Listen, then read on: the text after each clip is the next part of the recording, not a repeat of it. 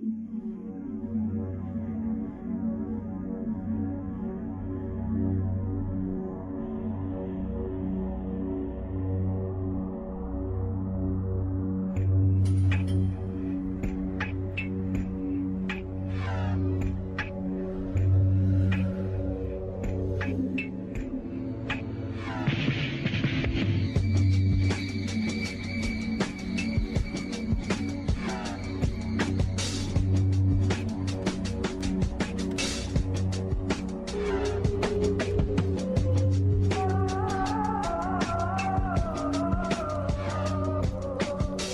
welcome to In-Game Chat for Saturday, July 20th, 2019, Season 13, Episode 26.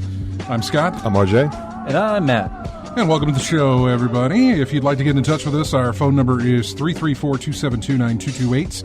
334-272-9228. Check out ingamechat.net for all the links to get in touch with us.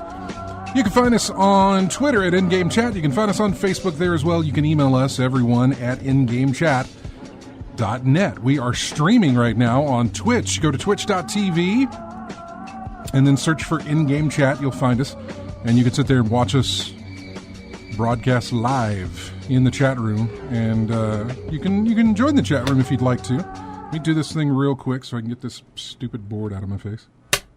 There. Yeah, it's we're kind of getting some people into the chat room now. Your headphones all right? Yeah, they're good. I didn't know if I needed to adjust your volume or anything. No, I need the volume. 569 episode? Yes. Wow. It's been a minute. It has. Yeah. I don't know where... I can't remember how we started counting these things or when we started counting these things. Yeah. Here's the thing. We have more. This is what we consider. I was in our archives. Like, there's some vault that I walk into, and it's just... I can imagine like the little podium and like you just saying with like the bag of rolls or like shelves upon shelves. Bag of sand in one hand, just like trying to like grab the archive. No, like no, Indiana no. Jones it. Mm-hmm. Yeah. No, I'm thinking more of something. I'm thinking more of something along the line like there's a warehouse that we're in, and there's just rows and rows of like tape, the end of the movie of tape. Yeah, yeah. Which there is cassette not. Tapes. Everything's digital. But no, I was looking through our archives. I found an episode from 2008 that we had labeled episode 92. And I'm thinking, wait, we're on 569. Were we on episode 92 in 2008? Or is that carried over from like the show that was before us that we took the name of at the time? I barely remember last week, so 2008, I have no idea. Regardless, to go from 92 in 2008 to 569 in 2019, that's a lot. Yeah. That is a lot of episodes. And I'll tell you why I was looking at our archives is because I literally came up with this idea 15 minutes before showtime, which I think RJ can attest to since he'd been sitting up here with nobody until about 2 minutes till. Yeah, which is not the norm. Usually you two are here before I am. Well, I was downstairs and I had this I say stupid idea. I just had this odd idea. Today marks the 50th anniversary of moon landing on the moon. Right. Happy moon landing day, everybody. We interviewed a guy named Charlie Duke. One of the astronauts from the Apollo missions. Astronauts from the Apollo missions. And, one of only 12 people who have ever set foot on the moon. On another, body. In the entire... human history. Existence of the world. Yeah. As it stands so far. And so I went back, and that's where it comes from, episode 92, January of 2008. I don't even remember the exact date, but it was January 2008. So I had to skim through that whole episode and find the interview, which I did find. I've isolated that. I came up with the idea that in the top of the second hour, we're going to replay that interview. How long is it? It's about 30-some-odd minutes. Okay, so it'll take the whole... It'll take that whole chunk, but you know what? You don't hit this anniversary but once. Ever. True. And we've not been able to get him back on the show. Well, not necessarily on this show. I've tried to get him on the morning show here. And the last time I tried to get in touch with him, he was over in, I can't remember where he was. He was overseas somewhere doing some PR stuff there. and couldn't get in touch with him. I knew that this week there was no way I could even try to get in touch with him to do anything just for what it is. So anyway, just to commemorate that, and I've been seeing a lot about it and everything else, I listened to just a little bit of the interview, and so we're going to replay that at the top of the hour. It absolutely has nothing to do with video games, and that is perfectly fine. I knew when I accepted the interview that we would not have anything to talk about video game worthy, but it didn't matter to any of us here. How much of our technology has come from, NASA, the Apollo missions? I don't even need to relate it to that, man. It's just awesome. One of the perks of doing this job is that sometimes you get to talk to people that you want to talk to. And luckily enough, all of us really wanted to talk to this man. And I didn't really care any other way about it. I said, sure, what do we gotta push?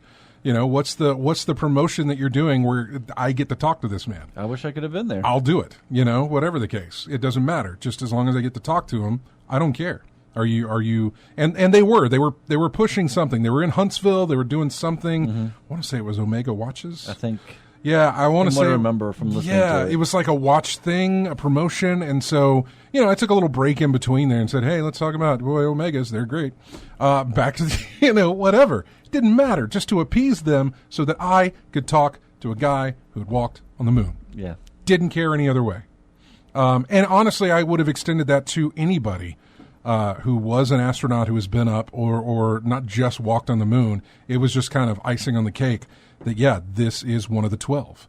And so it still gets me excited that we're actually going to replay this. I have not listened to this interview since we did it. So I'm not exactly I sound a little weird. Because that was, over 10 years ago? Yeah. If listening to myself again, I'm like, that sounds a little strange. Apollo 16. Yeah. The second to last. The penultimate. Yes, it was. And he talks about that. He talks about that. He talks about reentry. He talks about his time when he didn't. He was working at Mission Control and talking to the astronauts from here on Earth, and all of that is. I mean, it's 30 some odd minutes of an interview here, I think and it's he was fantastic. working Mission Control for 11. I believe he was. I believe that he was. If I remember the documentaries correct. So, anyway, that is coming up in the top of the next hour here, and it's a highlight of what I've been able to do here for me. Somewhat related, I gotta say, they finally did something awesome with the Washington Monument. Oh, yeah. With the Apollo launch on it. I saw that. The image displayed on it, yeah. I saw the section where they actually had it launching. Oh, really? And They the did the launch? Yeah, the booster went off and went to the second stage. Oh, neat. Yeah, so they're actually continuing with, they're actually going through the whole animation of it. Oh, that is really cool. Yeah. Because at first it was just on the launch pad. But right, yeah. I didn't know they were actually going to do a launch with it. Yeah, That's they really did the cool. launch. I gotta find that. So anyway, that's just a thing. We have interviewed people here. Most of the time, everybody has to do with gaming in some form, fashion, or another. But there are times when people, when I get approached about having somebody on who may not have to do with video games at all, and I jump at the opportunity to talk to those people if I get the opportunity to do so. I think one of those, Mark Hamill has everything to do with video games. Yes, but the guys from Mystery Science Theater 2000, nothing to do with video games. But Brian Corbett and yeah. Oh man, forget the other one. Not Trace. It's drawing a blank as well. Yeah. All of a sudden. Anyway, Charlie Duke coming up the top of the next hour, which means I would say we have a lot to cram in. I was actually kind of wondering what we would talk about on this episode because I didn't have a lot of. If you look at the news stuff I sent you, I didn't have a lot to go over here. Yeah. Matt, you've been away for a bit. What have you been playing? So most recently, I've been playing PC Part Picker. Hey, I did a little bit of that this week as well. I saw the Amazon Prime deals and stuff, and I was just like, let's open up Part Picker again, and let's see what we can do. So over the weekend, this past weekend, and starting this week, my computer, which, how does that thing, like almost a decade? Yours? Yeah. I don't know. That's the one I got from you. Oh, good God. Exactly. Oof. 2013 is when I built my other build. Okay, so it was before that. This is the build before that. Yeah. So it's been in running. The build I have now is from 2013. I don't know. Let me go to Part Picker and I'll tell you. So so it's been around for a minute. It's wear, its tear, its use. If it's any consolation, all that if stuff. it's any consolation, your computer was much younger than mine when I finally did mine. So take heart there. Yeah. So it started failing. I've been getting a perpetual blue screen of death loop. So Okay. it'll blue screen. This is It'll like, all right, rebooting. It'll reboot, and then like 5 seconds later, boom, blue screen. And it keeps on doing that and doing that. Sometimes I had just enough time to go in there, like, all right, let me uninstall the last program that's installed. Didn't work. Kept on rebooting. Kept on blue screening. It's given different error. The main error it was giving was memory management. Yeah. So I didn't know if is my RAM going bad, which kind of sounded like. Yeah, the one I built was in 2012. The one I have now is in 2012. Okay, so this is the one prior. Yeah, it'd be the one prior. The one I have now, I have recently replaced. Well, I say recently. I replaced the graphics card in it, and I replaced the power supply in it. Those are the only two things that I've replaced in it. So, and that's been good enough. Although with the new chips and everything that have been released, I'm eyeballing things. Yeah. But yeah, go ahead. So yours is very it's old. Dying. Yeah. And it's like that. It was not a beast to begin with that I had built. But in 2012 it was. It served. Well, this Have you This is the one prior to 2012. Yeah, I know. Yeah, so which would have taken it back even further. Yeah. You've made improvements on it since you had it or no? No. You had to have gotten a new card though, right? No. You didn't get like a 970 or something? Oh, there was a 970 in it. Oh, then that's what I did. I upgraded the card. No, there was no 970. Because there's a 970 in it now. Maybe that's the one I got from You'd James. be playing a lot less stuff if Maybe you that's kept the card that was in there. Maybe that's the one I got from James then. The card? Yeah, the card. Because I think I got Probably, because I know he upgraded and he had the Yeah. card, so probably so. So it's been doing that. Oh, hey, Lethal. He's in the chat room. Anyways, so yeah, it's dying, and so I tried to reset it and everything, and that didn't work. It's still blue screening, and like all right, well this really is annoying. So I decided, well, time to bite the bullet because if I went to PC Part Picker and I'm like, well, if it's the RAM, I got to get new RAM, then might as well get an SSD. Well, if I get an SSD, then I'll have to get a new motherboard. If I get a new motherboard, I'll have to get a new processor. If I do that, basically all the internal components. Typically, I find what happens is when you start improving one part, thing, all the other things whole start thing, going up. Yeah. And so I was pricing out the different components and everything, and I'm like, it's almost just as comparable to get a sale on Newegg of a pre-built one. And so Nate sent me like, hey, here's have you thought about this, or here's this, and so that's what I did. I bought a new PC, and it'll be coming in the mail Tuesday. Okay. So. And that's what you've been playing then? Yeah. Waiting on PC because it's dead. Yeah. Yeah. I'll be getting a GeForce RTX 2070 is my video card. That's a part of it. What do you get? Yeah, can you share your list? Have you been on Let's PC see. Part It's Picker? the AMD, so I haven't done AMD in quite a while. Yeah, look, nobody's done AMD in quite a while, honestly. So it's the AMD Ryzen 7 second generation. It's a 3.7 gigahertz processor. But is it a 3000 series? 27. It's the 25 or 26. 27,000X. 27. Okay. I'm gonna get 16 gigs of DDR4 RAM.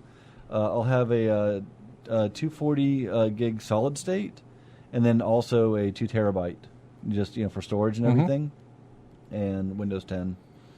Yeah, looking into upgrading like this, it actually means I don't have to spend as much. Although I do have to. If I get a new chip, I've got to get a new board. Yeah. I hate that. Yeah, we were saying in the chat room about you can't just Brandon said he can't upgrade just one thing. I don't think that's No, possible. it's like potato chips. You can't have just one. I upgraded my card and that was fine. If you do slow upgrades along the years, it's not as bad. But 10 years later or so, that it's the problem comes when you little upgrade your CPU because then then you have your to get sockets motherboard. and everything have to sockets, motherboard, all different type that. of RAM. That That's throws in- always in my case. Anyway. Yeah, because different stuff I got to pick up now. once some part of the motherboard has to be if you want to change your RAM, you can stick to whatever you've got to stick with that works for that motherboard. But if you want to change the core of the system, the CPU, then you've got to change out the motherboard, which means you've got to get new RAM because likely the old RAM doesn't work on it. And it just gets annoying. So it's just RAM, CPU, and motherboard tied together. Yeah, got to have it that way. But so at least with this, I'll have the better processor. I'll upgrade everything, so my Oculus will work more fluidly. So and it says VR capable. I'll actually have working USB 3.0 because like those hubs were like not working, and so yeah, I'm excited. Okay. New parts coming. What about you, RJ? What have you been playing? A whole bunch of Grand Theft Auto Online. Still trying to earn money in that game. It's a grind. It's like I said last time. It's going to be a grind. It's going to be a grind for a very long time. In anticipation for the new DLC coming out on the 23rd. They've confirmed the date for the 23rd for that, so we're going to be working towards getting that. They say you need about 30 million, based on some folks I've looked at on YouTube videos, their guides and everything. About 30 million is what you need. I'm nowhere near that, so I'm just going to watch and learn and see how everyone else reacts and see how they do that. See how they do it that way. A little bit of Borderlands 2. We did some more power leveling with a friend of ours. We got together and started helping him build his character. You getting ready for 3? You getting it 3? I don't know yet. I'm probably going to wait and see. Appropriate answer. I'm probably going to wait and see on that because my experience with Borderlands 2, the pre-sequel, it was kind of souring. It wasn't that the game. It wasn't that the game was bad. It was just mad? I couldn't get any connection with any of the characters in the game at all. I totally couldn't agree. Feel for any of them. Even Claptrap seemed kind of like, all right, yeah. Yeah, I mean, he was good for a side character, something that was amusing, but to play with, no, didn't even consider doing that in any of the times I've interacted with him. So I'm going to wait and see on Borderlands 3 to see if any of the characters are interesting enough. They haven't had Claptrap as a playable character, have they? No, it's a pre-sequel. Was he playable in pre-sequel? He's one of the characters. Oh, you could play as Claptrap? It's like Jack and the Athena, whoever Athena was, Wilhelm, Jack, Athena, Wilhelm, Sheriff of Nottingham, the lady who would become the Sheriff of Nottingwood or whatever it was. And, you see how forgettable it is? I totally brain dumped that whole game basically. Yeah. Other than it was all right. Yeah, but outside of that, I want to see if the characters are interesting enough to get behind. Someone who supports, like I was one of the support character in these games. Roland in the first one, Axton in this one, to be able to support the team with artillery on the field or backing up with shields and things like that. So I'm waiting to see if something like that's going to happen, but it won't be until the release of the game anyway. But outside of that, that's pretty much all I've been playing this week. Yeah, I mean, what I've been playing, that's been Destiny. That's it. Yeah. Although I want to, Lethal Migrants. Lethal called it. Yeah, I know. He's like, you only play Destiny. You don't need to build a computer. I mean, I do more with the computer than just actually play Destiny on it. I know that with some of these, with the better CPU and processing, that sort of thing, I can do these videos maybe a little bit quicker. Yeah. The processing on them and everything else. All that. Yeah, get that maybe a little bit faster as well. And just be prepared for when something comes down the pike that I do want to play. And I have a lot of games to play on my PC. Like MechWarrior 5.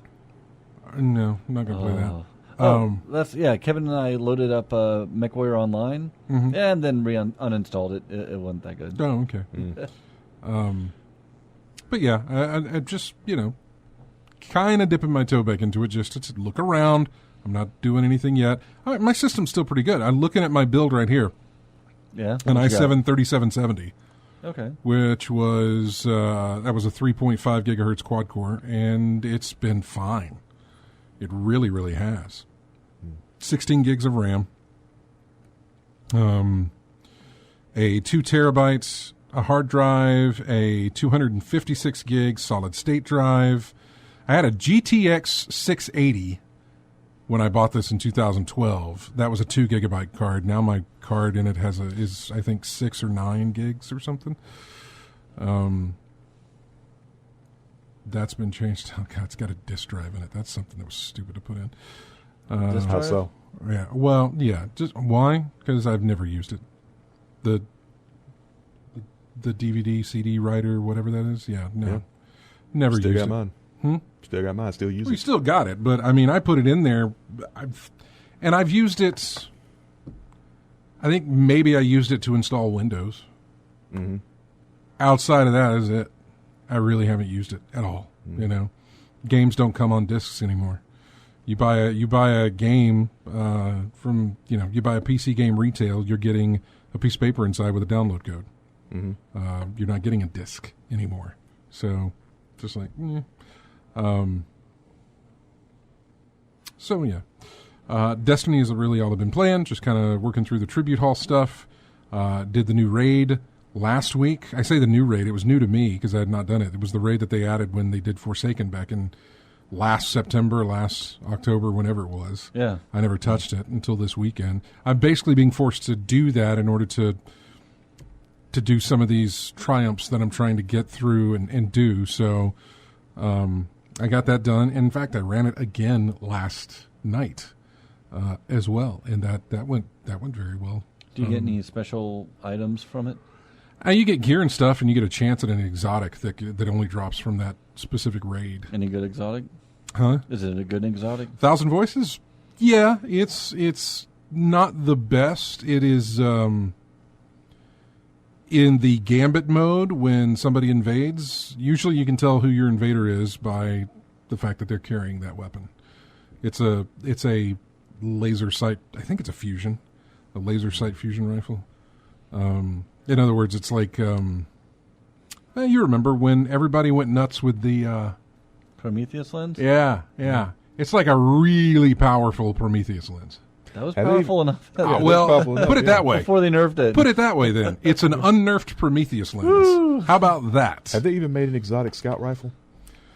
Yeah, the Mida Mini Tool. Or Mighty Multitude. Mida Multitool. One that stands out, I mean. Jade Rabbit is also a scout, I think. That might be a Pulse. Jade Rabbit, I think, is a Pulse. No, the Mida's not bad. The Mida, I use that. No, I've seen something that stands out. What do you mean stands out? I mean, significantly powerful when it comes. They haven't made a scout rifle significantly powerful since Destiny 2 launched. Well, no, Destiny 2 year one, the Mida was good. The multi-tool was good, and then they nerfed scout rifles. Jade is a scout. Jade is a scout. Yeah, they nerfed the scouts into oblivion. Jade, though, because random I was playing with, it was fun. Rogue Hunter, back from the old COG days, Anthony. He was on the other night. I was on. Random was on. And B.A. Penguin, Nick Paleo, from the old EVAV days and Co-Optimus and COG days as well. He was on and joined us as well, and we were all playing together. It was really fun to kind of just all of us playing again. It was really nice. We went into Crucible and we played some PvP together, and that was a lot of fun. So that was nice. But Random got his catalyst done for Jade, and he said it does a really, really, the handling on it. In other words, it you don't move. You fire the gun and you don't move. You know, there's no recoil whatsoever. It's just a straight line of bullets. Cool. So, yeah, laser beam is what he said. Anyway, we're going to take a break real quick, but before we do, we're going to go to the phones. I'm guessing this is Chris, and I would be right. Hey, Chris. What's going on? Not much. What's going on with you, man? Yeah, I just wanted to catch y'all up with a few Switch games I've been playing here lately. I've been playing that Mana Collection that they finally decided to translate and bring out. You know, the physical edition is going to be coming out at the end of next month, but I also picked up Graveyard Keeper not too long ago when it came out as well. Hey, that's a tiny build, guys. I like that game. Yeah. Yeah, I've been having a blast with that one. Oh, Lord, that's hilarious and fun. What type of game is that? And then... It's like, is it like a Graveyard Keeper simulator thing or something? Is it what? You get transported to another world and you have to keep up with the graveyard and you know, do a church service every Sunday. And yeah, it's weird. It's one of the main characters in there is a talking skull that loves beer and wine and wants you to bring him beer and stuff to tell you more hints about everything. Like, ain't gonna do him any good. Like, how is he gonna have any taste buds and stuff? But yeah, it's got a lot of silly humor and stuff in there like that and things like that. But yeah, I've been enjoying that. It's kind of like Stardew Valley in a way. It's kind of like a management sim, kind of like that. All right. Yeah, sounds like keep the spirits happy so they don't go out of control, I guess. Yeah. Okay. And then I started playing Steam World Dig 2 again on the Switch and been juggling all three of those and hadn't touched the PlayStation in a long time. Now, I guess not since I finished Bloodstained. Right. But yeah, that's kind of what I've been doing, and you know, having a ball playing those three. Yeah, I brought my Switch today, and unfortunately, due to just circumstances. I wasn't able to actually even turn the thing on while I was here. I just got caught up with other stuff, and then I had that wild idea to do the thing with the interview, and so, yeah. So, but yeah, I plan on getting back into my Switch at least to take a look at things. I've got my trip coming up soon, going to PAX, Seattle, and so I'll need something to mess around with on the plane. Instead of doing it the night before like I normally do, I'm actually going to break out all my handhelds and do my updates and everything else ahead of time. Smart. Get a little bit ahead of the game this time instead of trying to do it the night before. So, all right, Chris, we appreciate you calling. All right, y'all have a good one. Take care. You too, man. Now. All right, we'll be back with more of In-Game Chat here coming up in just a bit. Don't forget that coming up at the top of the hour, we're going to run an interview that we did with astronaut Charlie Duke. This was back in January of 2008, and that is coming up at the top of the hour to commemorate the 50th anniversary of the moon landing. So last week we did, I picked a composer, and I just grabbed tracks that this composer had done for video games, and that's actually working out pretty well. This next composer that we picked for this week is Winifred Phillips. That's her name, Winifred Phillips, and here is one of the games that she worked on. It is Assassin's Creed Liberation. Oh, yeah, the side story. Yeah, and this is the main theme to that. We'll be back with more In-Game Chat right after this.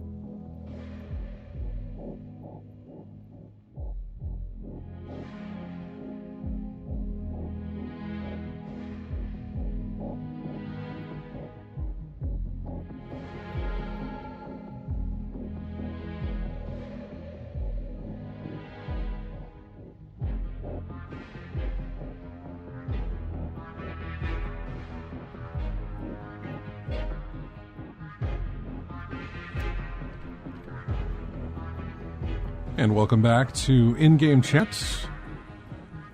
This is music from Shattered State. The track is called Aftermath.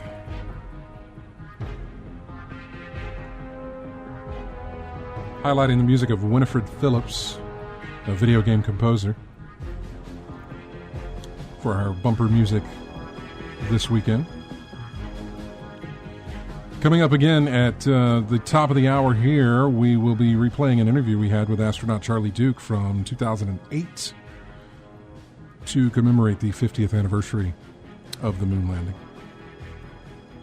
Absolutely, again, has nothing to do with video games, but we don't care. 12 people on the Earth who, and there were actually more, there's 4, I think, that are left now.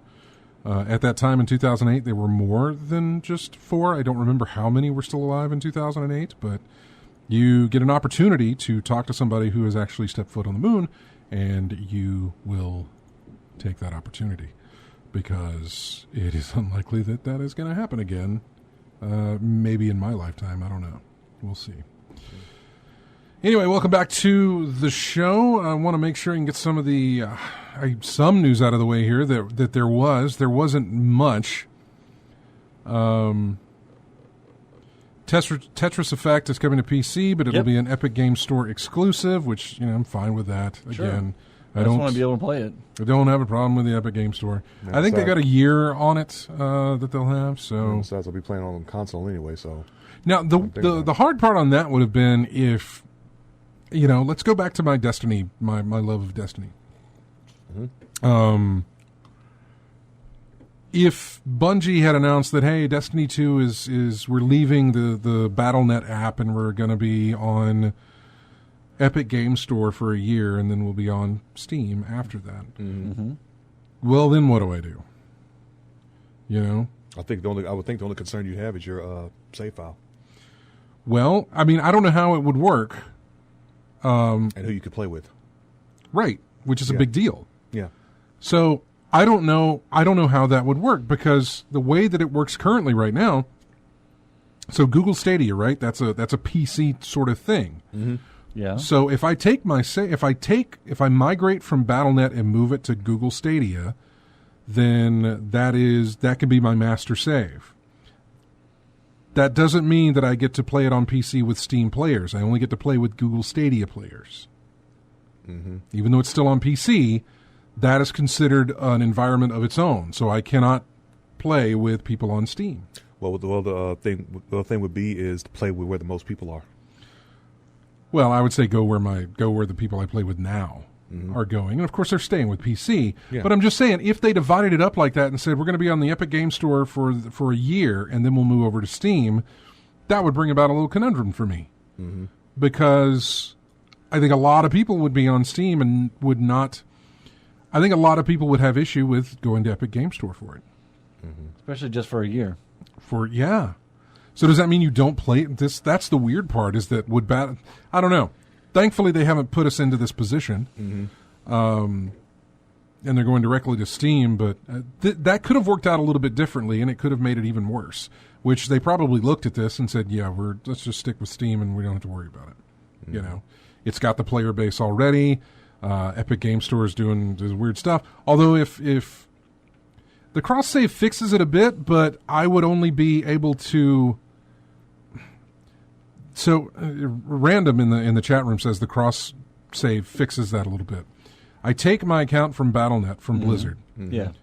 Because I say this is going to be my master account. Right. This is the one that if I play it on PS4, if I play it on. Well, if I'm playing it on Steam, which is where it's going, Right. that would be mine. Well, if they did the Epic Game Store split, then I would have to buy the game. Well, no. I would have to buy the new content on Epic Game Store. I'd have to also buy the new content on PS4. I'm going to have to do that anyway by being on Steam. But once it opened up to Steam, that would provide a third platform for me to now have to buy the game on in order to play with everybody over there after a year is up. You ever had to triple dip a game? Triple dip? Yeah, I've not had to. I've done it out of support. Okay, out of support, but not out of necessity. Not out of necessity, no. Yeah. Okay. No. Super Mario Brothers. How many different platforms and versions have I done that game? I mean, the original NES. I got the Super NES with the Mario All Stars. I got virtual consoles. I got it on my handheld.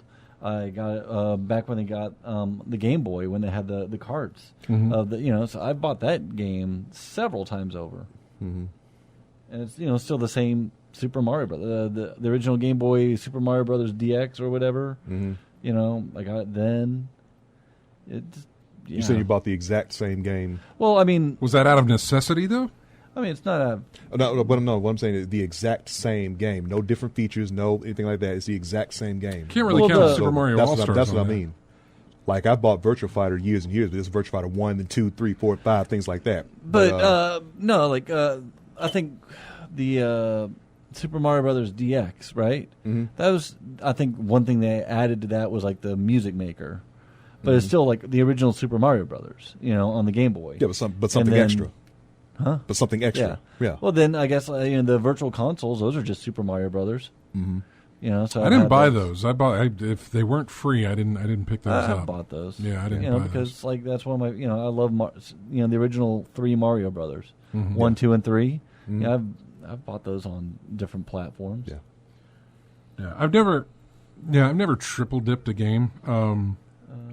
In the sense that I had to, like I would have to with Destiny if I want to play with people on Xbox, PS4, Steam, that sort of thing. Yeah. And likely I won't until there's like a big sale or something, and then pick it up at a discount and then join in and do what I need to do. But I will say I've done it out of support. I've done it for some of the Burnout games, I think. Yeah. For Criterion, I'm not necessarily. No.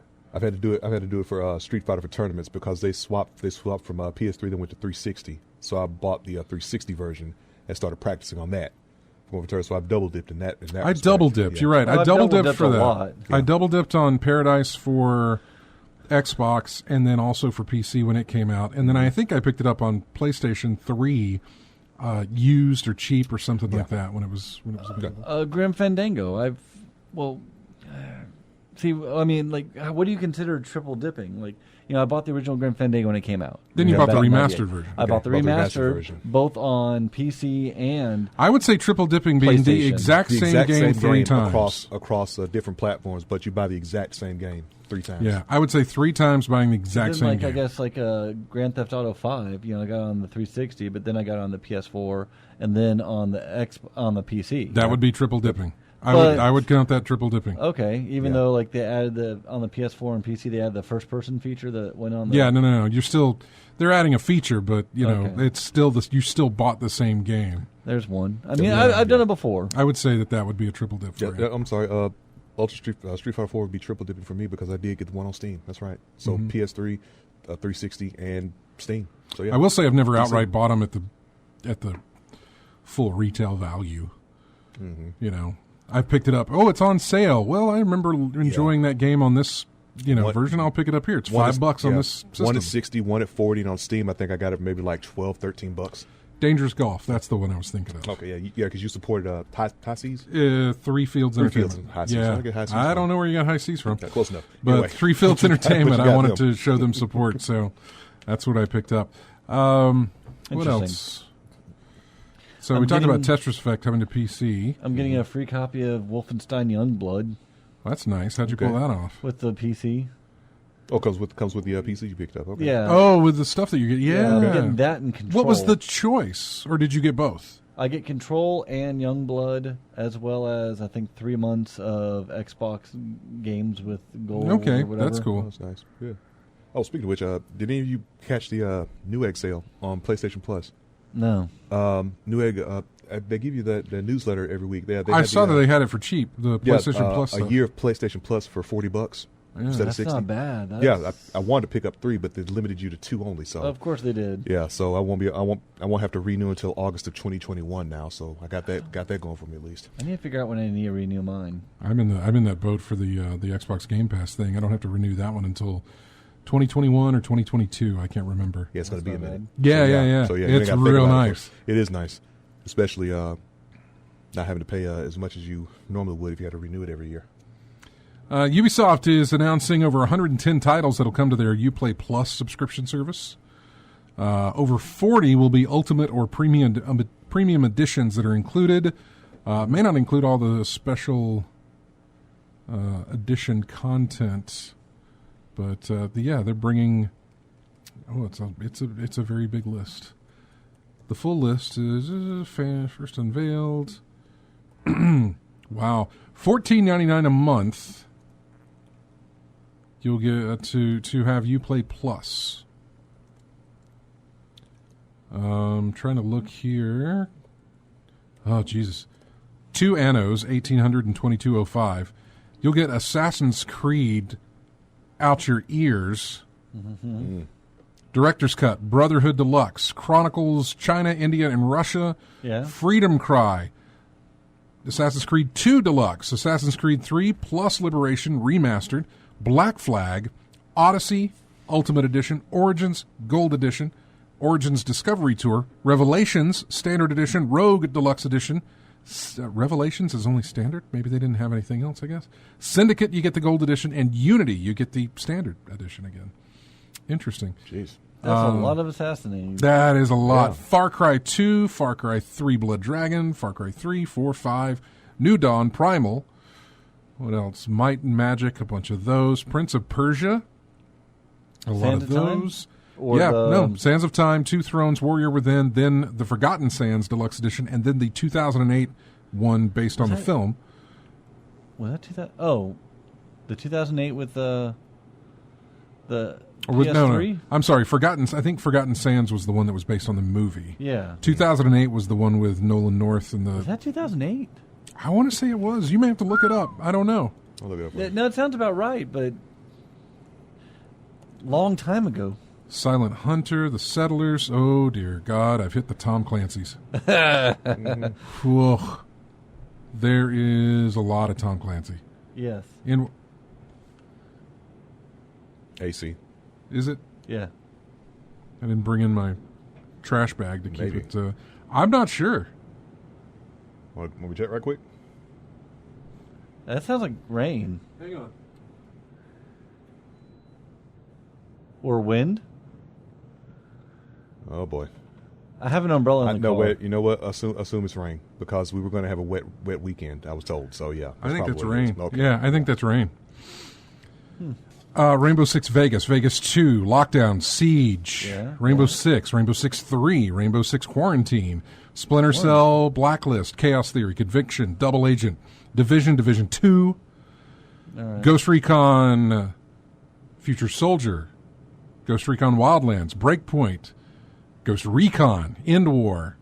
It's a lot. Oh, and Uno. Do you get Hawks? Huh? Do you get Hawks? Hawks. Hawks is not. I didn't. Well, it's not called. Let's see. No, there is no Tom Clancy Hawks. Aw. Yeah. Yeah. That's sort of like a forgotten one now. I played music for Hawks the other. I know. That's what yeah. it reminded me about it. That like you just don't hear about it anymore. In conjunction with that bit of news, Ubisoft has said that PC has now surpassed PS4 to become their top revenue generator. Well, that's good. Yeah.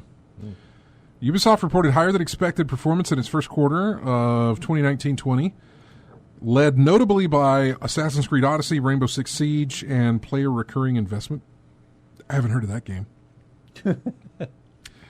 The PC accounted for 34% of Ubisoft's net bookings for the quarter.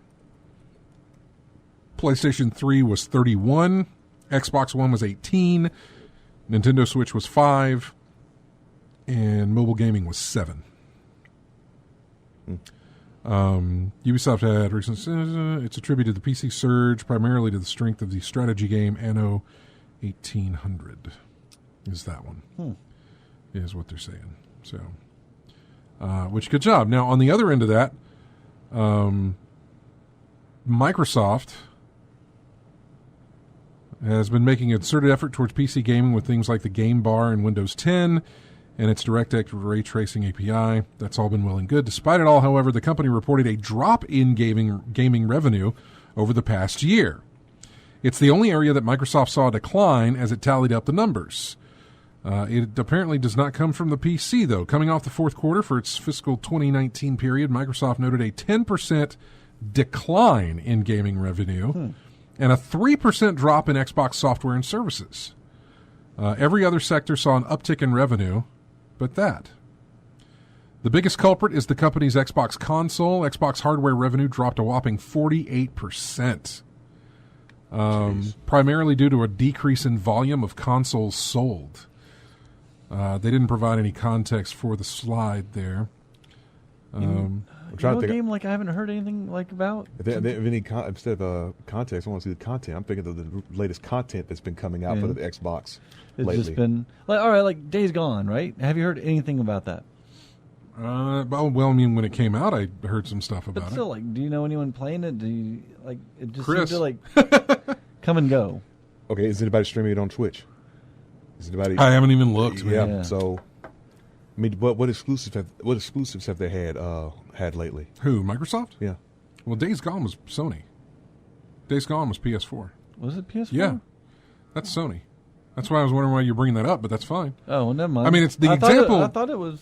I say the example still works, but that's still something that's like I haven't heard a lot of. I was wondering why you're bringing it up. No, that is not. I didn't know it was PS4 exclusive. No, try again for another Microsoft exclusive title. Forza, obviously, you can always throw that out there. Gears is coming up in September. Yeah, Gears 5, right? Yeah, that's coming up in September. Halo is way down the line. But as far as exclusives for them, they've got some exclusives, but most now show up on either the console or the PC. They're trying to bridge that gap of, if we have it, you can play it on your PC or on our console. Yeah. And sometimes if you buy it digitally, you can play it on either one. You can play it, not cross-play, but if you get it on one system, you get it on the other system. So... yeah. What else? Spider-Man and Batman dominate the all-time best-selling superhero games list. Let's see. They technically present... Yeah, Spider-Man and Batman have a lot to be excited for because with their forces combined, they are technically... present in all 10 of the top-selling superhero games of all time. Lifetime top 10 best-selling superhero games, physical and full game digital, ranked in dollar sales. Number 10 is Injustice 2. Number 9 is Batman Arkham Asylum. Number 8 is Injustice 1. Number 7 is Spider-Man the Movie 2. Number 6 is Spider-Man the Movie. 4 and 5. Number 5 is Lego Marvel Superheroes. And number 4 is Lego Batman. Number 3 is Batman Arkham Knight. 2 is Batman Arkham City. And the number 1 best-selling superhero game lifetime sales is Marvel's Spider-Man. It's a good one. Yeah, it is. So, dear Rocksteady, get on it, would you? Yeah, we could use another Batman. I don't know if I want another Batman, but I'd like to know what they're doing. I'd like to know what they're working on. I'm not even hopeful that it's another Batman. I'm fine if they put Batman to rest for a bit, which they have. I was going to say he's been to rest for a bit. Ending of the last one. Yeah, I mean they have sort of. I'm more than happy with like Warner Brothers throwing that to a different development studio. Warner Brothers Montreal comes to mind, who did Origins. Let them work on it, and Rocksteady, you guys do something else. Doesn't have to be a Superman game. Doesn't have to be a Batman game. All right, my question to something. I'd like to know what they're doing. Do you think it's possible to have a good Superman game? Yeah, it's possible. I really think you can. I don't know how. Don't ask me that. I can't give you that answer. What was overpowered? I think the hang-up was implementation of controls of using all his powers and abilities, right? That was one of the hang-ups of it, wasn't it? I mean, Batman can be defeated. He's immortal with money and training and whatever. Yeah. Superman. She said he was immortal with. No, he's immortal with immortal. money. Yeah. Amoral. What? But Superman is, basically a god. Until Kryptonite comes into play. But I mean, if you someone's don't have pulling Kryptonite in the game somewhere, somehow. No, there's a way to do it though. There is a way to. I don't know what that way if is. enough, magic. All right, magic so as well. if enough thugs in Batman swarm them, you can get defeated just by the thugs on the street. Yeah, thugs in the street and Superman are nothing. They can't defeat you. I don't know. When you're so overpowered, who says it has to be common street criminals then? You gotta have randos to fight.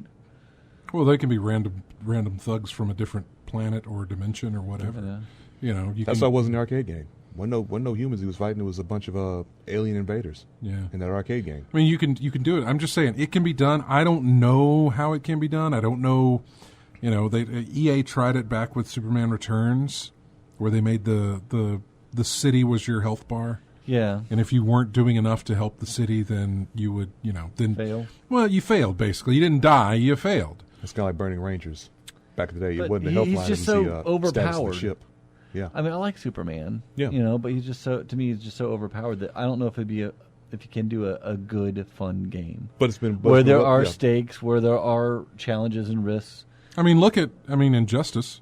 Injustice, yeah. Well, we got popped in Injustice, yeah. Someone, look, it's been well established what his weaknesses are. Kryptonite magic, okay? So someone's going to implement that one way or the other in the game for that. So I wouldn't say he's going to be undefeatable in the thing. I would imagine they'd come up with something in that I'm respect. just wondering. Yeah, I understand. We're going to take a break here, and then when we come back, you're going to be transported back to the year 2008. I feel younger already. You're right. We're going to go back over 10 years to an interview that we did with astronaut Charlie Duke. This is in commemoration of the 50th anniversary of the moon landing. At that time, he was in Huntsville talking about something, but we did talk about his time as both working at NASA and as an astronaut who was on the moon. And we've got that interview from 2008. So just keep that in mind. It is not going to be video game related, but I guarantee you it's a lot of fun. If you're one of these who enjoys space travel, all of that stuff, science, space, the moon, everything else, you will enjoy this. And it is coming up right after this break. Here is music again from Winifred Phillips, a video game composer. Did not know it, but composed for God of War. Not this reboot, but way back when. Mm-hmm. This is a track called Pandora's Box, and we'll be right back in 2008 after this.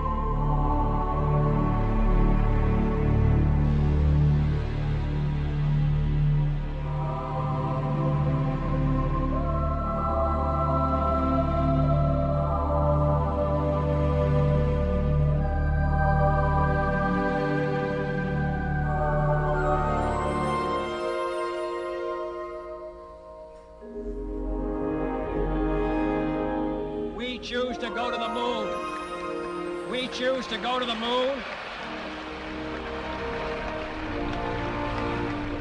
We choose to go to the moon in this decade and do the other things, not because they are easy, but because they are hard.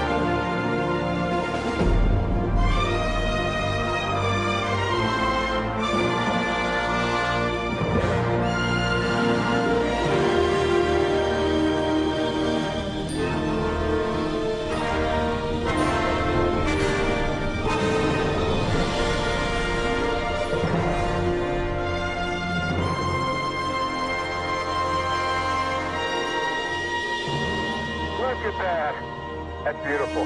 It's got to be one of the most proud moments of my life, I guarantee you.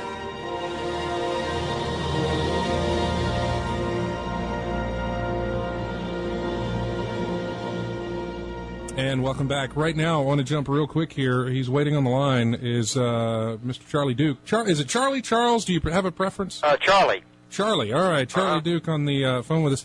First off, sir, thank you so much for being on the show with us tonight. Delighted to be with you. It is beyond an honor to be speaking with you. I appreciate that. Thank you. I don't. You may. I don't know if you know. You may not know, but how enthusiastic we are about the space program in general. Well, I understood you are. Yeah, great fans, and we appreciate it.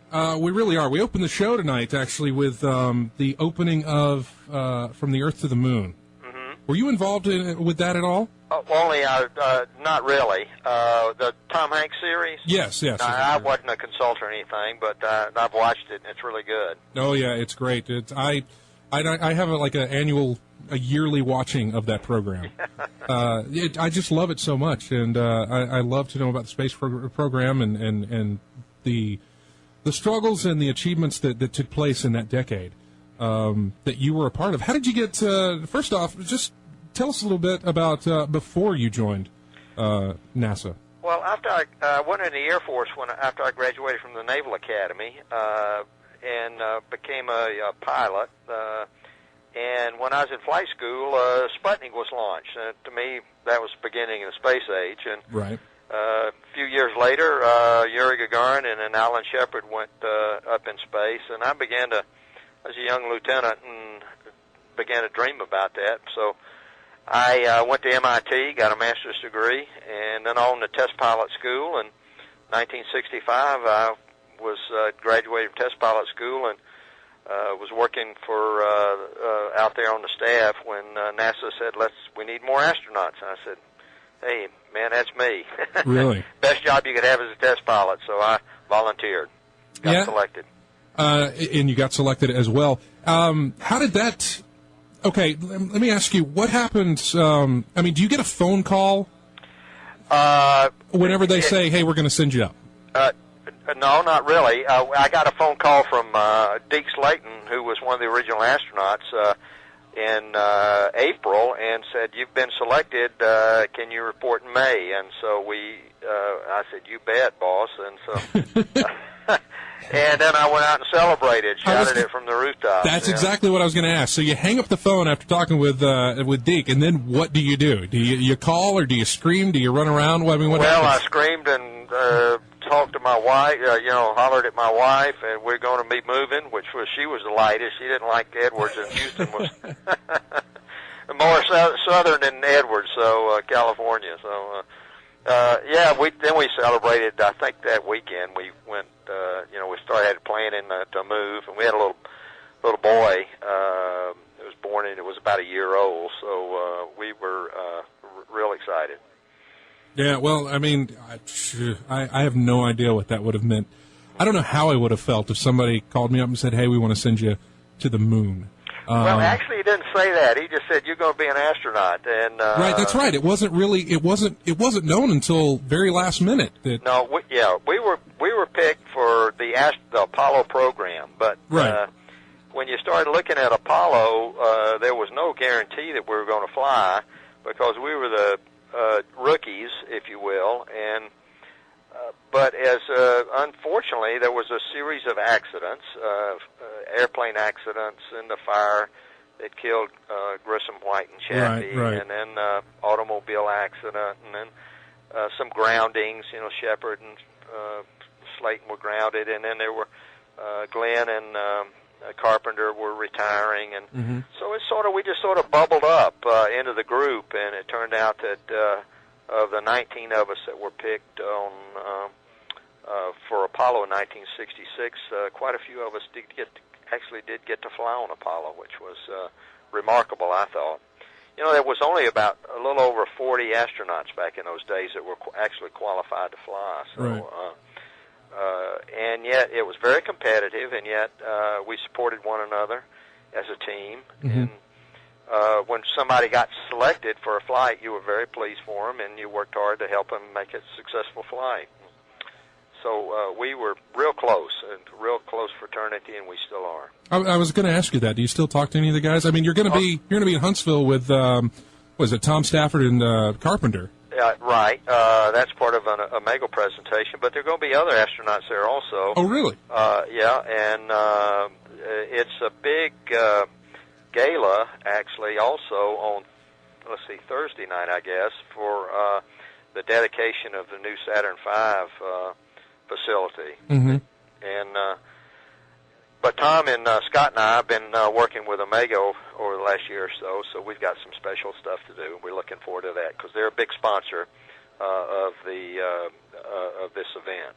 Right, and do you still have that watch? The one I wore on the moon is actually at the South Carolina State Museum. Okay. I've got an Omega on my Speedmaster on my arm right now, but right. It's not. It's a recent one. Oh my goodness! But so then what? All right. So you get so excited when they say, "Hey, we want you for the Apollo program." Then when you find out that you're going to actually be now, were you the pilot of the? I was called a lunar module pilot. Right. Yeah, and which is like a co-pilot or a first officer in the airliner. I was on the right side. My place was on the right side of the instrument panel of the vehicle, and John Young. It was his fourth flight, and he was the commander of our mission. And so he and I were going to land the lunar module onto the moon, and Ken Mattingly was going to be orbiting in the command ship, which was typical of every Apollo flight. Right. Came in, 2 landed, 1 orbited. Exactly. And so how do you react to when you're told that? I was really, really excited. You can't imagine the excitement that I experienced. I had been back up on Apollo 13, and the normal sequence for Apollo was back up, and then 3 flights later you would fly. Right. So I had an inkling that if they don't cancel a program and I don't screw up, I might get to go on 16. But there was no real guarantee. But sure enough, a couple of months later, about a month after Apollo 13, I think it was, we were announced as the crew for Apollo 16. So.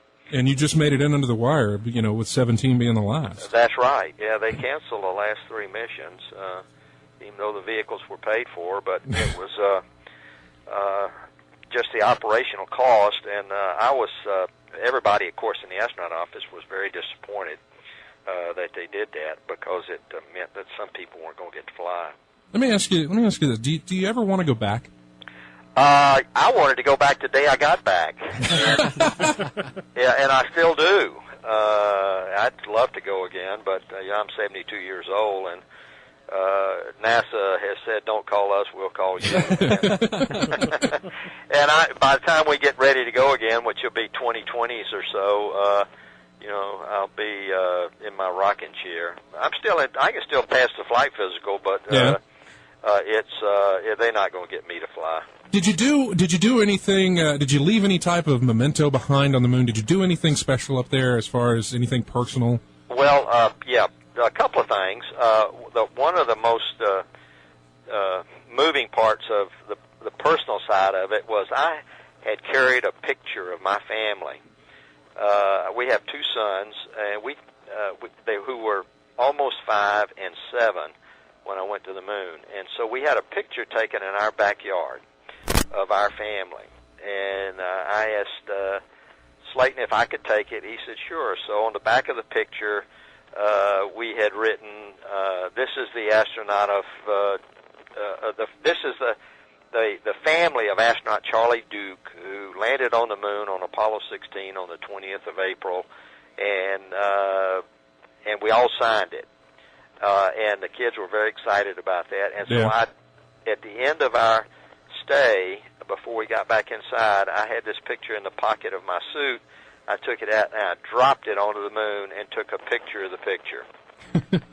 So that was a very special time. And in fact, that scene was depicted in Tom Hanks's IMAX movie called Magnificent Desolation, Walking on the Moon. We saw that. A group of us went to go see that in the IMAX theaters. It was what amazed me about that, and the difference from watching From the Earth to the Moon. You'd see in the series, in the HBO series, you'd see you guys walking around the craters and that sort of thing. But in the IMAX film, you got a realization, you got an idea of how dangerous all that was. Yeah, I'll tell you, to me, that was the only film that I've ever seen where I felt like I was back on the moon. Yeah.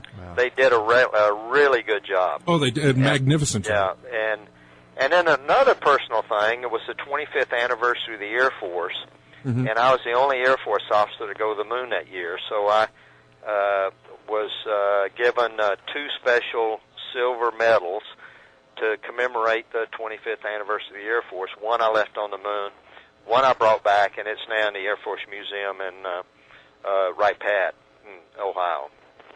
Well, it's again, it's an honor to talk to you. We got Ed Buckby on the line, and I can put you guys on at the same time here. Ed, of course, founder of the Space Camp up there in Huntsville, where you're going to be on the 30th and the 31st. Ed, are you there? Good. Yeah, Charlie's covered the. Covered the. We lost. We just lost Charlie. Oh, we did. It looks like we lost Charlie. I hope he calls back. I really hope he does. I think just to kind of recap, we do have the big gala on the 31st at the Space Rocket Center, unveiling the Saturn V, and of course observing the launch of America's first free world satellite, Explorer 1, which was an Alabama product, along with the Saturn V, with Moon Rocket. It was our product we're very proud of. That morning, on the 31st at 11 o'clock, the Real Space Cowboys, which Charlie's a member of our team, will be doing an hour-and-a-half talk at the Von Braun Center. Right. It's open to the public, free, and we'll be Scott Carpenter, Tom Stafford, and Charlie Duke will be talking about their missions, and we'll go through a whole series of visuals, and they'll be telling some more stories and things behind the scenes. We'll have a big time with that. Well, I hope Charlie calls us back, because we were nowhere near done with talking to him. I thought you probably were. Not at all. So I hope he calls back. Well, I do too. You got a number? Somebody can call him or whatever. Actually, no. He had our number. Oh, he did? Yeah. Okay. So Okay. I really hope he calls back, or because I hope that's him, because I will be kicking myself if it's not. But anyway, Ed, while we've got you on, Sure. founder of Space Camp, when was Space Camp? When was all that established there in Huntsville? In '82, Von Braun really came up with that idea before he passed away, and we just kicked it around for a few years, and finally we got it off the ground in 1982 and opened our first sessions, and we had a very successful season. And then all of a sudden the movie came out, Space Camp, and that was like a giant advertisement for us. And it really was, wasn't it? From a few hundred youngsters to thousands of young people, and now they tell me over 500,000 kids have gone through Space Camp since that thing opened in 1982. So let me see if I can get Charlie back on here, because Good. I believe some of his memorabilia is up there with you guys. You bet. One of the hang- most valuable artifacts that we've ever touched is here. Let me see if I can. Spacecraft. Let me see if I can get him on. I don't want to. If I hang up on you. Okay, I'll please, call you back. Please call back. Yeah. There's supposed to be a light that's supposed to light up when I press this button. It Gotcha. hasn't done that. So anyway, let's see if here we go. All right, I think I've got you both. Charlie, are you there? Hello, Houston, I'm back. Yeah, I was just. I am so sorry. There's some old equipment in here, and it doesn't always work. But That's okay. I'd like to blame it on the equipment other than myself. So thanks for calling back. We were just talking to Ed, and I don't know if you could hear us while we were on hold. Something pretty, not really personal, but I guess very valuable to you while you were in space is over at the Huntsville Space Camp. What is that? It's our command module. Yeah. Apollo 16 command module that we flew to the moon in and returned us safely to Earth, and it was very, very special.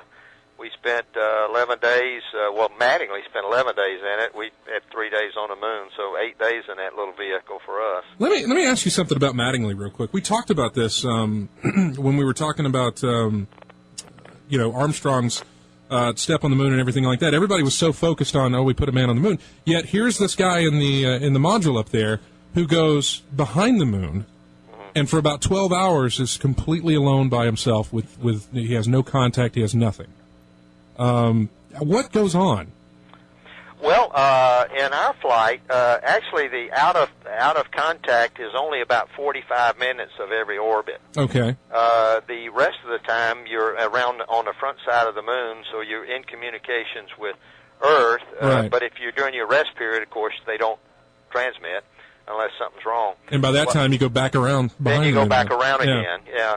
And Mattingly was very, very busy. He had a suite of science experiments that were back in the service module, and mapping cameras and stereo cameras and all kind of mass spectrometers and stuff like that. So he was very, very busy during his time in orbit, and did a real good job of mapping under our orbit the moon during his 3 days alone. And what now? You went. I guess you orbit. Did you guys orbit the moon? You had to come back around. We were together.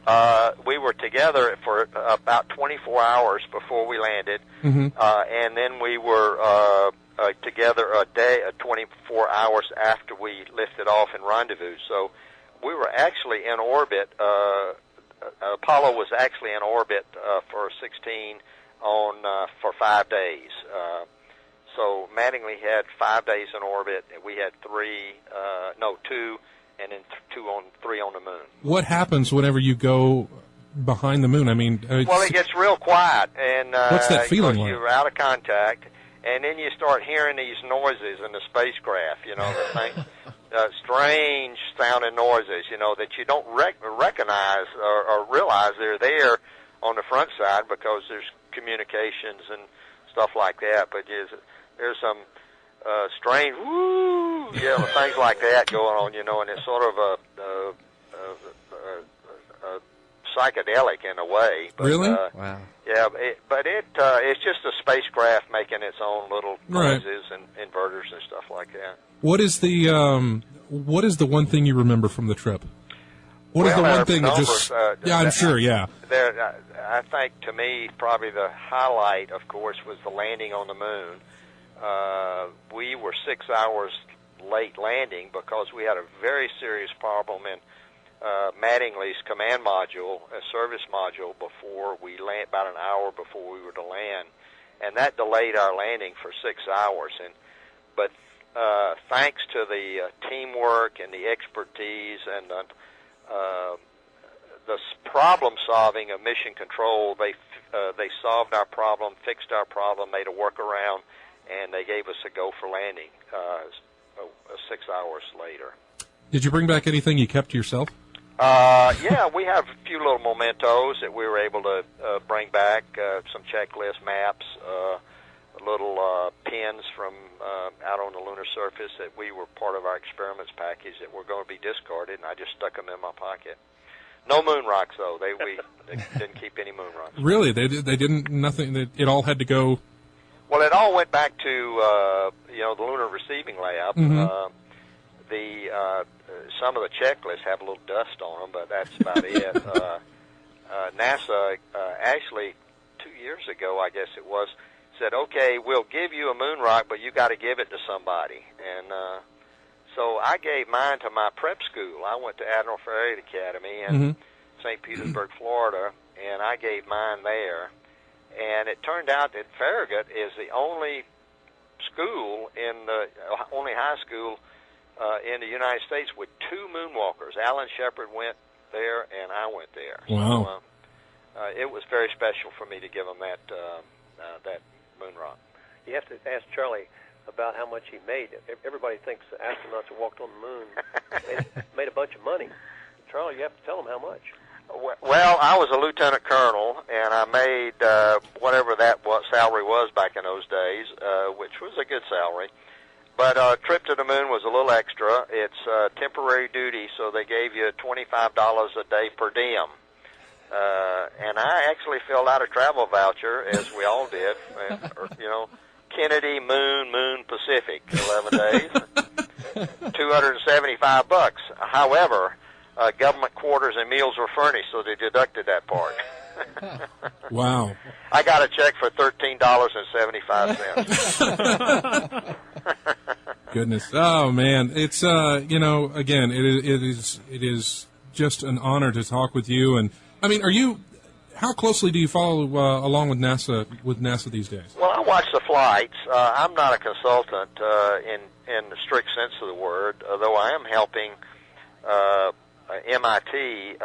My old thesis advisor is still a professor at MIT, and he has some grants from NASA to look at future lunar missions, and I'm on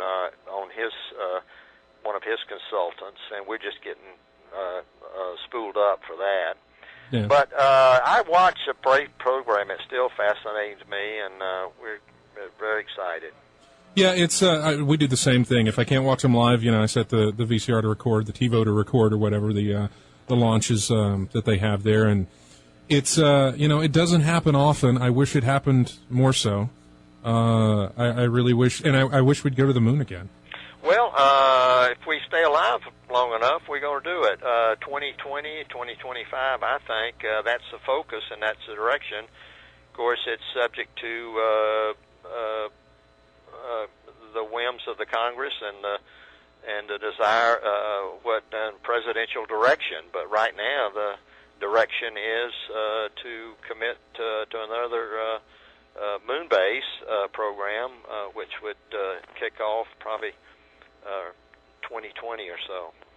Yeah, I mean, it's not. I guess I don't know. It's one of those things where you think, can you get past the government in order to do this? I mean, it's had its problems in the past with the accidents that have happened, the tragedies that have happened as well, and of course we keep going back into space, but then to propose, hey, let's go to the moon again, to get over those fears that we haven't done it in 30 years. Well, this be 30. Last December was the 35th anniversary of the end of Apollo moon landings. Right, and so I'm wondering, did we have to build up that, not necessarily that confidence again, but that? I think the confidence is there, and the enthusiasm is there on the part of NASA. It's the enthusiasm for them is there. Funding the program and building it piece by piece and getting it checked out and ready to go.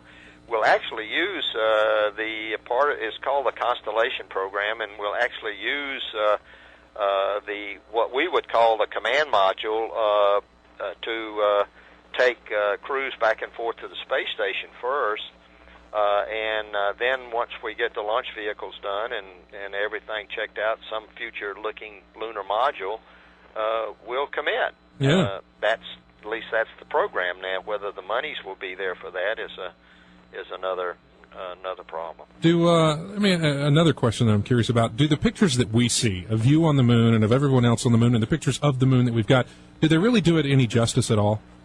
Yeah, I thought the pictures were very accurate. The first ones, Apollo 8, they had sort of a brown tint to them, but after that, the pictures got very, very good, and we were able to, the exposures we got right, the f-stops we got right, the speeds we got right of the cameras, and the pictures that we took and every other flight after Apollo 8, I thought were excellent. And captured the beauty, the images, and the awesomeness of the moon. Yeah, it's great. And so again, I want to remind the listeners of what's going on. It happens now. There's a dinner, of course. When is the dinner? It's on the 30th, I believe. It's Thursday night, isn't it? It's on the 31st. Yeah, 31st. 31st. Okay. Our panel discussions began at 9 o'clock on the morning of the 31st and run until 2:30. There's 3 different panels. One's kind of the history of remembering Explorer 1. The second is our real space cowboys, and the third is the future, vision of the future. That's and the future is something I'm interested in. Now, of course, you just mentioned 2020 as far as going back to the moon. What do you think about shooting for Mars? Well, I think that's down the road quite a ways as far as human presence on Mars. But NASA's very busy launching spacecraft to Mars right now, and they've got those 2 rovers, right?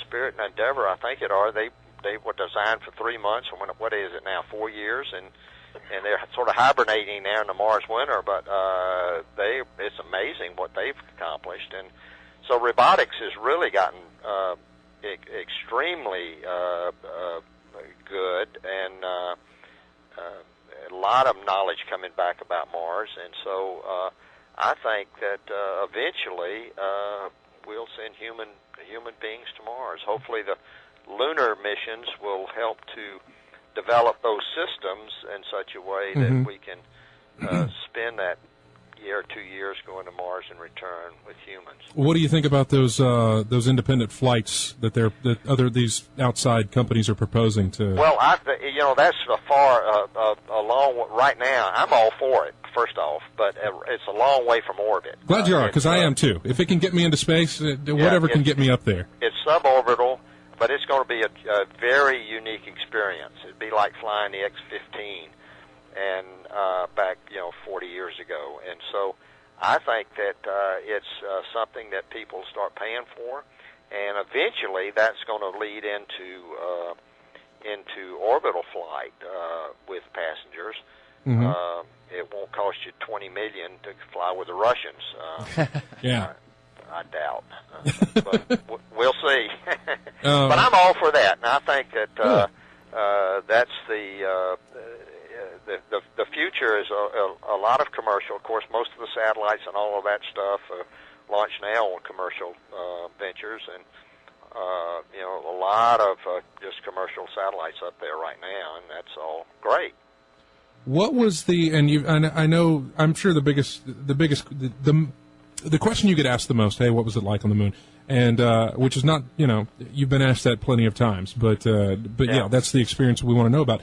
I want to know, what did you feel when you saw, were you witness to what they called an Earthrise? Yes. In fact, as a matter of fact, our first, we entered orbit,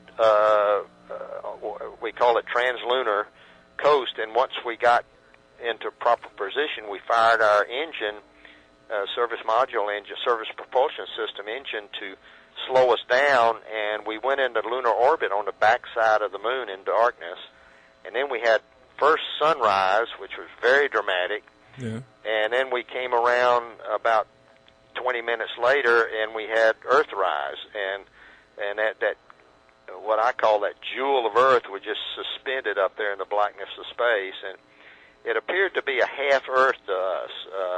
The moon was half full, and the Earth was half, and it was. You could see clearly the ice caps, Antarctica and the Arctic, and then a lot of clouds in between my first view, and so I wouldn't call it the blue planet. I'd call it the white planet, because of all the cloud cover that day. But it was spectacular, especially that it was just brilliant, and it hung up there in that blackness of space. And when I say blackness of space, it's not like being in a cave with no light. It's not that kind of surrounding blackness, because you're all in sunlight, and it's just this. But out there, it's like a jewel on a velvet cloth, black cloth, and that's the present. That's the blackness of space. Wow, that's amazing. Charlie, this is Jeremy, and I feel like a little kid talking to you. I'm just completely in awe. Oh, thanks, what did you guys do on the trip to and on the return trip from the moon in the module? We on the way out, we were mostly in the command module, and we had a series of experiments that we helped Ken Mattingly do. Electrophoresis, which I don't remember what that was. We had a light we call it light flashes, an experiment, which was Buzz Aldrin had reported these light flashes, and it turns out they're cosmic rays penetrating either the optic nerve or the retina, and when that happens, it flashes inside it's like a fireworks display inside your eyeball. Wow. And NASA was concerned about what are these, and so we had a special experiment that we did to determine, and it turned out that we thought they were cosmic rays, but we wanted to make sure, and sure enough, they were. And then we did just a lot of general just housekeeping, reviewing flight plans on the way out. On the way back, the most memorable part of the return to me was we had a spacewalk, or an EVA, on the way back, where Mattingly and I were able to get out, open the hatch, and get outside. Oh, wow.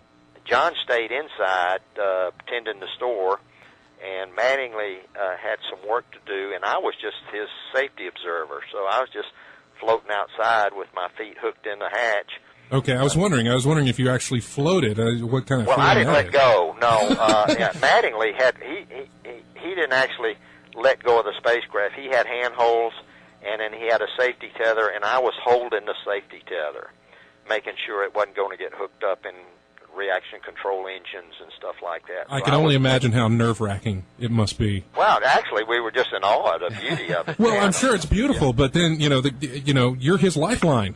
Well, in a way, yeah. I mean, if I'd have dropped dead, he'd still be connected to the spacecraft.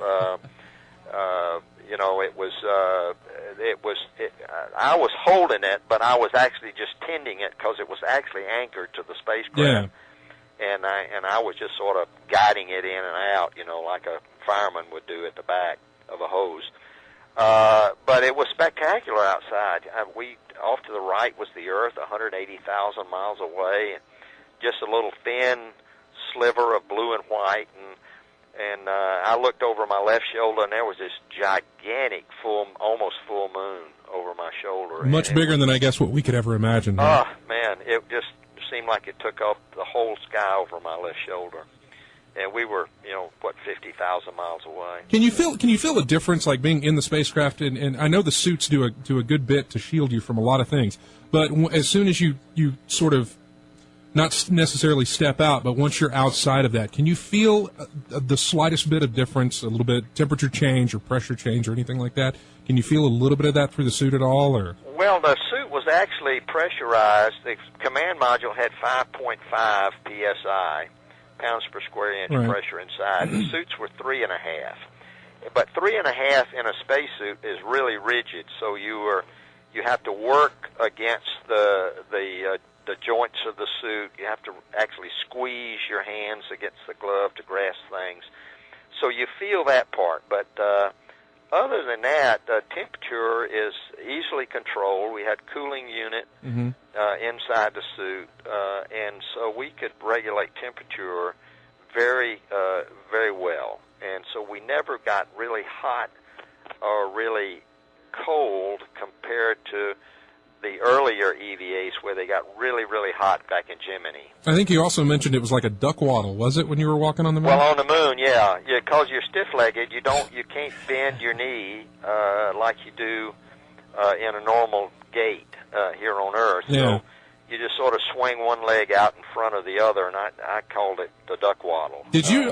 They did it, or they showed it in From the Earth to the Moon. I have no idea, but did you guys? Was there some tradition about throwing the hammer, or? When you guys were done and done with that and about to leave the surface of the moon. Well, yeah, everybody just we weren't going to bring it back, so which I wish we had. It'd been a great souvenir for a museum somewhere. But we weren't going to take it back inside with us, and so it was sort of like the discus throw or the hammer throw in the Olympics. See how far you could make it go. Did you throw it? I don't remember. I don't think so. I think John had it in his pocket, and he threw it. I'm just kind of curious what that's like to throw something and see it just go on endlessly. It just looked like it was spinning in slow motion, and it's basically 1/6 the spin rate and 1/6 the fall as you threw it. So it went a long way. Yeah. Charlie, could you describe for us what the re-entry was like?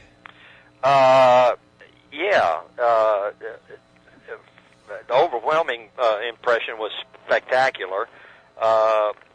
We started hitting the atmosphere at what was 400,000 feet, and you just see little flashes go off outside, like a series of flash bulbs scattered, or fireflies, lightning bug type stuff.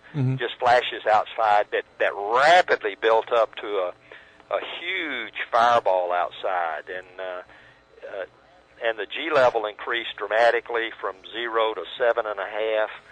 And as the spacecraft autopilot was controlling the reentry, Apollo didn't have any wings, but it did have lift. You could fly it in a certain manner. So it had cross range, down range you could control by the angle of lift that you rolled it around. So as you looked through this fireball, you could see first off the blackness of space, then it'd roll over and you could see the Pacific Ocean, and it was very smooth and cool inside, and it was smooth ride, but it was just this tremendous deceleration, and this gigantic fireball that was the most impressive thing out the window.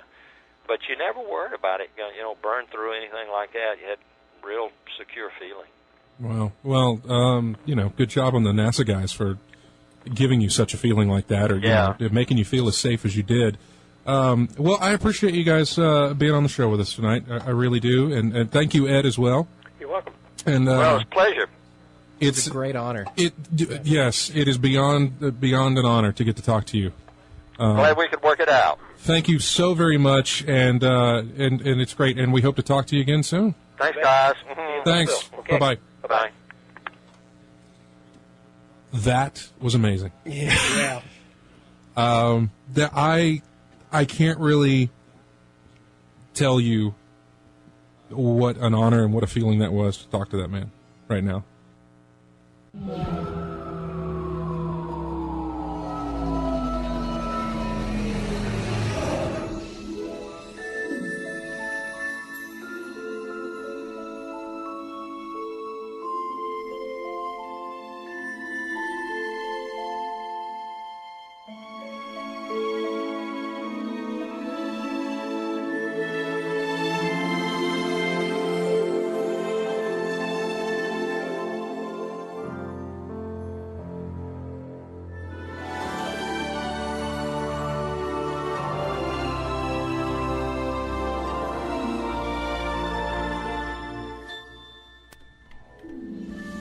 And welcome back to In-Game Chats. That actually kind of would have been okay to play at the end of that interview. This is Winifred Phillips, video game composer. And we've been featuring music that she has worked on in this episode, with the exception of what you heard earlier just before that interview. This comes from a game. I didn't know that she did the music for it.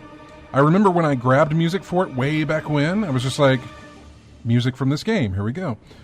This is the finale track from the video game The Maw by Twisted Pixel. Twisted Pixel. Yeah. So, thank you to everybody who sent, I got some Facebook messages, I got a few texts talking about that they were really enjoying that interview. So, I can tell you. How many times do you get to listen to someone that's, stepped on the moon? I know. Right? Mm-hmm. Or talk to talk to somebody who has. There's interviews with people who've been on the moon all over the place, but to be able to actually have a conversation with somebody on the phone, even on the phone, was just an honor that unbelievable for me to experience. It's like I said, man, keep that. Oh no! Save that. Yeah, like back it up if you have. Like to. we said during the thing, it made me think about 50 years ago today. Michael Collins was, in my opinion, the loneliest human being ever. Because at least Buzz and Neil had each other down there on the surface. He's by himself, thousands of miles away from his home, his planet, everybody. I can't imagine how lonely that was. I mean, I'm sure he was doing work and everything, but can you imagine how lonely that was? And something to keep him occupied doing his thing out there. Yeah, that would be something. So I mean, it's neat that we're able to interview Mr. Duke, and it's a treasure. So crazy. Yeah. So, RJ. Yeah. Did I know Scott posted this in our Sorry about that. That was Chris. Yeah. He brought up a really good game that he didn't just triple dip. He bought 4 times. Minecraft. That's a. I can see that. Yeah. What were you saying, Matt? I'm sorry. I was just saying, asking RJ, did you see the Witcher trailer that Scott posted? Little bits and pieces. I didn't. I saw him, hovering over and it started playing a little bit. I still need to see more on that. I mean, I need to watch an episode. Yeah. But from what I read today, what I'm reading a lot of is apparently at the panel they said we are not adapting the video games. Okay, it's more on the book. Apparently so, yeah. And I want to say that there was some departure between the games and the books, but I do not remember or even know what that departure was. I'm still fine with it, and I'm also not writing it off or anything. I'm just like, you know what? You've made this. Yeah. I'm going to watch it when it comes out, and I will make my judgment. It has a association with a video game series that I enjoyed. Yeah, makes me really want to go back, and because I was thinking about that after watching it, I need to finish Witcher 3. I never did, but oh man, it's been over a year or so since I last played it. It's been a good while. Mm-hmm. I don't remember the mechanics. I don't have that muscle memory anymore, right? When you play a game like that. It doesn't take long to lose your muscle memory mechanics. In Yeah, that game. would it be like I don't want to start a new game because like I got some really good equipment. I've got pretty far in it and everything. Like I'm just like, oh. You could always watch a YouTube video or something like that. I'll probably just have to get load it back up and just just tool around. I mean, that's me with a lot of games. I want to get back to Horizon. Yeah. Zero Dawn. I want to get back into God of War. I never finished either of those two games, and my muscle memory on playing those, I say my controller memory, completely gone. Spider-Man I still wanted to finish as far as the DLC stuff. Uh-huh. Totally have no idea what that is and how to play that. Detroit, obviously, it's a QTE, right? Yeah. That's fine. If a game is full QTE, I can deal with that. I don't need controller memory, really. I just have to remember where the buttons are. Yeah, but since the majority of what I play is placed or console, the majority of what I play would be on PS4. I'm good with that. My confusion sometimes is like some games I have that with QT, I'll play on the computer with my Xbox controller, so it pops up the Xbox A, B, X, Y. Right. Yeah. Then when I go to play on the PlayStation 4, it's the square, circle, triangle, and X, and so like just trying to remember which button correlates with Sometimes that just throws me off. Mm-hmm. Yeah. In my case, it would be Sekiro. It's been a long time since I played that, and I'd have to relearn everything from the get-go on that one. It's like that a lot with It's like that a lot with those, though, isn't it?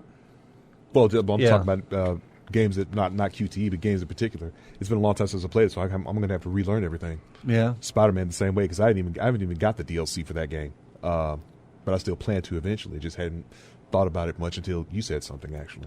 Or if you go between games that like Red Dead 2 or for me that and Assassin's Creed Odyssey, right? Like just trying to have your brain switch from one gear to the other. Yeah, Red Dead would be another one that if I got back into, I wouldn't know how. All right, how do I do the zoom on the sniper? All right, how do I do Red Dead, at least, I guess Red Dead probably gives you a little bit, not necessarily, look, I'm early into it. Or for me, the big thing was calling the horse in both games, because one's one way, I think one's the other way, and just trying to remember Red Dead's which open way world, to call though. the horse. I could just sort of not do a mission and just kind of just ride out there and mess around, know? I'd probably get the same sort of thing out of Spider-Man to get that back, but what you lack is your strategy to combat is that not fine there. Tune and your, right. Yeah. You've built it up all this way to where when you get into combat, you fire this off. It's just like Destiny. We were talking with James like this last week when I know with whenever I create my Titan, which will be when Shadowkeep releases, the new one, I have that I have something that'll bring me all the way up to where I need to be. Yeah. Just immediately. The MacGuffin machine. Yeah, exactly. But I will not have learned that character's abilities and messed with them enough to know that when I do this, I should do this and this behind it and sort of get that feel for it. And so it's the same way, I guess, with something like it would be for Spider-Man, God of War, Horizon Zero Dawn. Horizon, unfortunately, my save point is at a encounter. Oh. Is at a boss encounter. So, I have no option to, mess around and figure out how to do it all over again. So, wow. Yeah, no, it's bad. It's one of those, I don't remember which one it is. Start a new game and just, mess around and then jump back to that save. Go back to that save file. Yeah. That's a possibility. I think that's what I'm going to have to do with Sekiro. Like I said, the reason I haven't played in a while because I'm so far behind in getting life building for my my health bar. I've missed a lot of stuff, so I'm thinking in my case, I'm just going to have to start over from scratch, start a new game and get everything I need to because I've missed way too much in that game. Yeah, that's what I have to do. Well, we are coming to the end of this episode, and I want to thank everybody again who normally tunes into this to listen to maybe video games or something. You kind of caught a little bit of something different. Yeah, something, and kind of going something special. Yeah, way back. If you only started listening to us recently, that's what we sounded like over 10 years ago. So optimistic. from this same studio. Yeah. Which, by the way, I was listening to the beginning of that. I was trying to find that interview. Talking to Jeremy about the webcam that used to hang up in that corner right on there. the paperclip. Oh yeah. I think Phil called in. Phil Kohler called in at the beginning of that episode. Track Zero called in.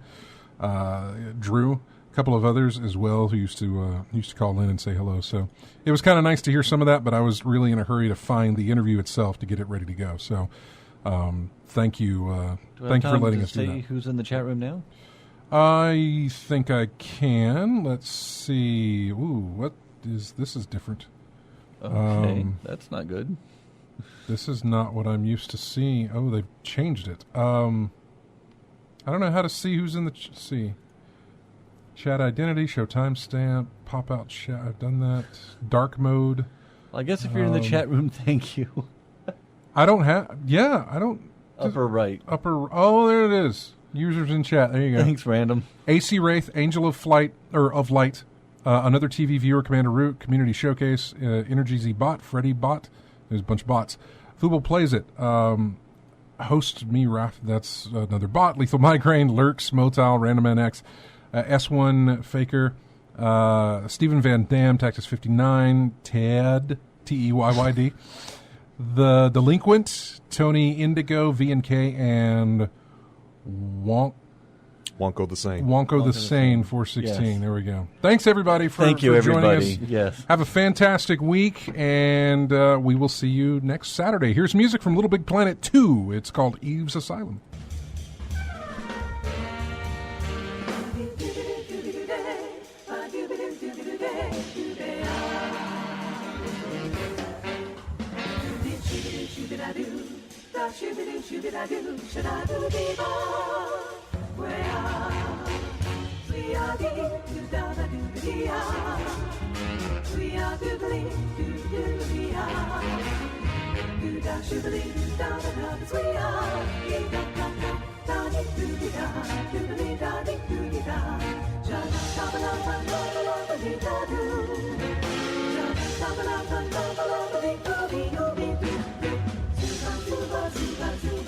Holy,